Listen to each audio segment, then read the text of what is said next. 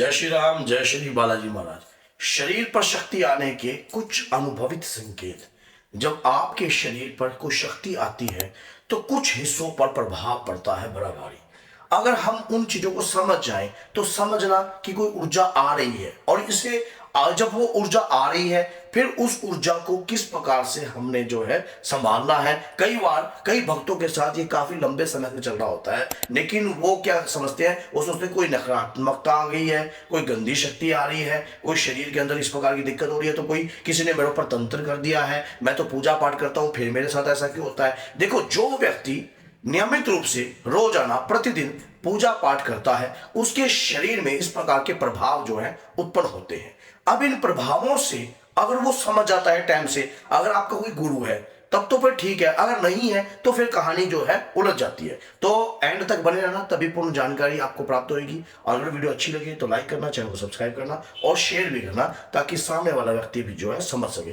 पूजा से ऊर्जा शरीर में बनती है, इसमें आप जुटला नहीं सकते, प्रत्यक्ष को कभी प्रमाण नहीं देना पड़ता। भगवान की पूजा अपरंपार है। जो आदमी नियमित रूप से उनके नाम का स्मरण करता है, रोज करता है, सुबह करता है, शाम करता है, उसके शरीर में ऊर्जा का आभास तो होता है। बात सारी यहां आ जाती है कि उसको ये बातें समझ में नहीं आती हैं। समझ में इसलिए नहीं आती क्योंकि गुरु का ना होना। और आज के समय में सही गुरु कैसे प्राप्त होए, इसके लिए भी अगर आप चाहते हो मैं एक वीडियो बनाऊं तो कमेंट बॉक्स में जरूर लिखना। तो क्या होता है कि जब शरीर पर ऊर्जा आती है, पहली ऊर्जा तो आपको हनुमान चालीसा पढ़ने से ही आने लग जाती है। जैसे ही आप हनुमान चालीसा पढ़ते हो, आप कभी भी देख लेना, हनुमान चालीसा पढ़ते पढ़ते आपका शरीर जो है आगे पीछे हिलने लग जाता है। ऐसे इस प्रकार से जब आप पढ़ते हो जय हनुमान, आपका शरीर जो है आगे पीछे जो है हिलने लग जाता है। आप उसे कंट्रोल करने की कोशिश करते हो, आप उसे रोकने की कोशिश भी करोगे, आप रोक कर देख लेना। आप जब भी कभी हनुमान चालीसा पढ़ रहे हो या हनुमान चालीसा अगर आपको मुंह जुबानी याद होगी है या सीताराम की माला का जाप कर रहे हो, तो आप देख रहे आपका शरीर जो है ना आगे पीछे होने लग जाता है। ये आपके कंट्रोल से बाहर हो चुका है। क्यों? जिस पाठ को आप करते हो, जिस पाठ का आप सेवन कर रहे हो, उस पाठ से ऊर्जा उत्पन्न हो रही है।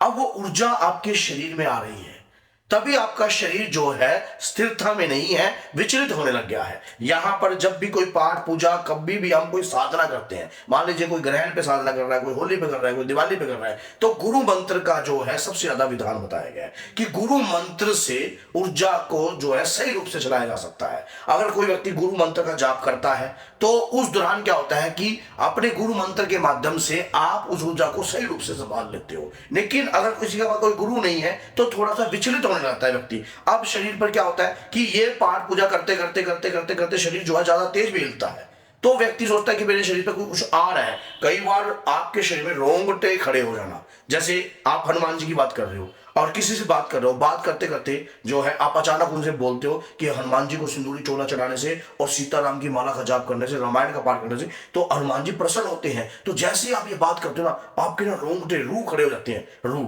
तो ये शरीर पर ऊर्जा होने के संकेत है। वो ऊर्जा जैसे ही आप वो अपने देवता या अपने इष्ट की बात करना शुरू कर देते हो, वैसे ही वो शक्ति अपने मौजूदगी का एहसास आपके शरीर पर दिखाती है। मौजूदगी का एहसास होता है, हमें महसूस होता है कि वो शक्ति हमारे शरीर पर है और उस शक्ति का वास भी हमारे शरीर पर है। जिस भक्त के साथ ऐसा कार्य होता है उसे शांत नहीं रहना चाहिए। पूजा करते वक्त मान लीजिए आप हनुमान चालीसा कर रहे हो और कोई मंत्र का जाप करते हो, उबासियां आना, आपने देखा होगा बहुत लंबी लंबी उबासियां आती हैं, आंखों से कई लोगों को आंसू आने लग जाते हैं, उबासी आते रहते। ये शरीर के अंदर ऊर्जा का आभास है, शरीर में ऊर्जा है। मंत्र जाप की प्रक्रिया से, पाठ पूजा की प्रक्रिया से शरीर के अंदर जो है ऊर्जा का संचलन हो चुका है। अब बात आती है समझने की। कई भक्त जो है इस चीज को समझते नहीं है और समझने के बाद वो क्या फिर बाद में पछताते हैं। फिर बाद में वो कहते हैं कि भाई मेरे पता नहीं यार मेरे को क्या हो गया है, मैं पूजा करता हूँ मेरे शरीर पे मेरे को रोने लग जाता हूँ, मेरे शरीर पे रूह खड़े हो जाती हैं, मेरे को शरीर आगे पीछे हिलता है। ये अनुभव है आपके, आभूषण है कीमती, हर लोगों को बताने के नहीं, अपने गुरु के आगे ही बताने के होते हैं। और साथ में अपने इष्ट के सामने अगर कोई अनुभव आपको होता भी है तो अपने इष्ट के पास जो है आप बैठकर प्रार्थना करो, हे दादा वीर बजरंगी, मेरे साथ ऐसा कुछ हो रहा है। और ये क्या है मैं इसको नहीं जानता, लेकिन मेरे साथ ये काफी लंबे समय से हो रहा है। अब मुझे क्या करना चाहिए, ऐसा क्या करूं जिससे मैं इस शक्ति को समझ सकूं। मुझे ये अनुभव होते हैं, पूजा के दौरान होते हैं। ये अनुभव हर सच्चे भक्त को होते हैं जो नियमित रूप से पूजा करता है, प्रतिदिन पूजा करता है। अब कई लोग जो हैं, ऐसा लोगों के साथ अक्सर हुआ है कि पूजा करते करते वो निंद्रा अवस्था में चले जाते हैं, सो जाते हैं। अच्छा है या बुरा है, सोच के देखो। ये अच्छे साइन है, बुरे साइन नहीं है। आपके शरीर पर कोई ऊर्जा है और आप किस दुनिया में चले जाते हो ये आपको पता नहीं लगता। ये पाठ पूजा करते वक्त अगर जिस भी भक्त के साथ हो रहा है, वो करते करते करते करते जैसे लेकिन आप अपनी पूजा नहीं छोड़ रहे हो, पूजा आप नियमित रूप से करते हो। चाहे नींद आपको पड़ने लग गई है, चाहे कुछ भी आपको हो गया, लेकिन आप पूजा के पूरे प्रति आप जो है जागृत रहते हो कि मैंने तो पूजा करनी है, मुझे नहीं मतलब, मुझे दुनिया से कुछ नहीं लेना देना, मैंने पूजा करनी है। और अपने इष्ट के प्रति आप अंतर से पूर्ण रूप से प्रेरित रहते हो।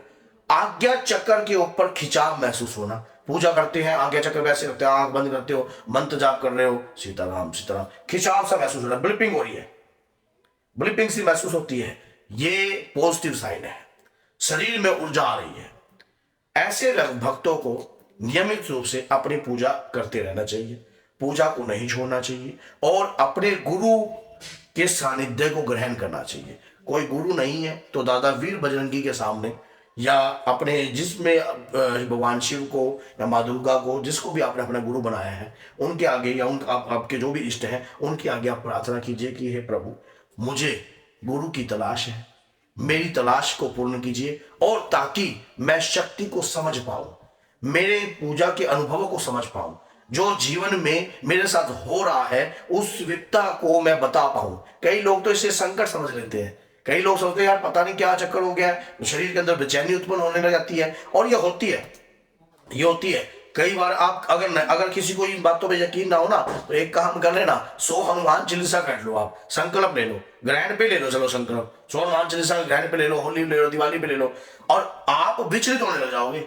आप देख लेना 7, 8, 11, 21 हनुमान चालीसा के बाद ही आप विचलित होने लग जाओगे, क्योंकि आज संकल्प लेना आसान है, लेकिन उस पाठ पूजा से ऊर्जा उत्पन्न होती है, और जब वो ऊर्जा उत्पन्न होती है तो उसे वो ना संभालने के हमें अनुभव नहीं है। हम कैसे उस शक्ति को संभाल सकते हैं, किस प्रकार से हम संभाल सकते हैं, इस प्रकार का अनुभव नहीं है, तब जाकर तो हम विचलित होते हैं। अगर आपके साथ भी ऐसा हो रहा है तो ये बैड संकेत नहीं है, अच्छे संकेत हैं। अपने गुरु के सानिध्य में ही इन संकेतों को जो है आप डिस्कस कर सकते हो। अगर आपका कोई गुरु नहीं है तो आप हमारे माध्यम से भी इन बातों का जिक्र कर सकते हो कि गुरुजी मेरे साथ ये चीज हो रही है, अब मुझे आगे क्या करना चाहिए। तो बोलिए जय सीताराम, जय श्री बालाजी महाराज, जय माता दी।